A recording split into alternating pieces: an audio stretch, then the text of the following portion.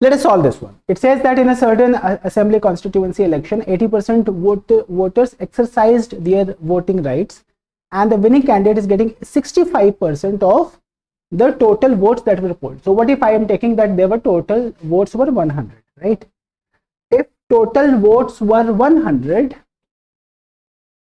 did not vote.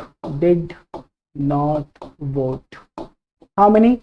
20% did not vote, isn't it? So how many of them voted? 80 people voted. Out of 80 people, now their votes, and the winning candidate is getting 65% of the votes. So candidate number 1 and then candidate number 2.